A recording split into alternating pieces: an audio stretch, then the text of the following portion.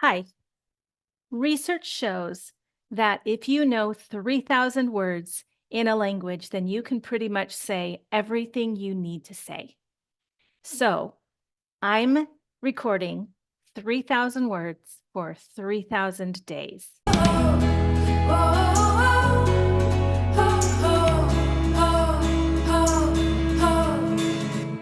Worse.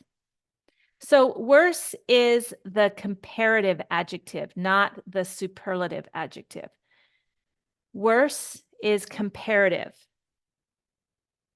When you have two things you can compare, let's see, what can I compare? Two things.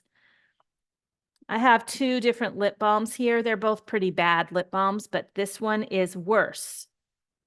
It's not the worst lip balm in the world, but it is worse than this one. Okay? Worse. His cold is worse today than it was yesterday. She performed worse in the second round of the competition. When you have a comparative adjective like worse, you need to have two things that you're comparing, at least two things. And worse is somewhere in the middle. Or it's just next to the thing that is not as bad as this one. So let's look at the examples and see, are we using two things, or are there two things comparing in each sentence? The situation went from bad to worse when the storm caused widespread flooding. So yes, that one has the situation before and the situation after.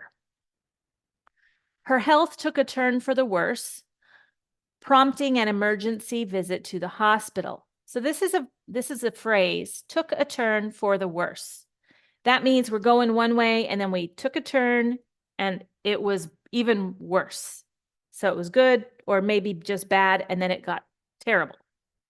It took a turn for the worse.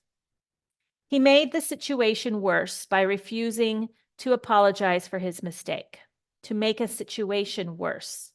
It was bad, then it got worse. The new policy had unintended consequences that made things worse for employees.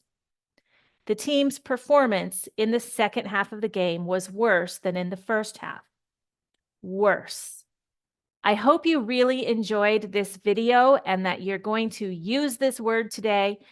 And I will see you tomorrow for the next word of the day. Bye-bye.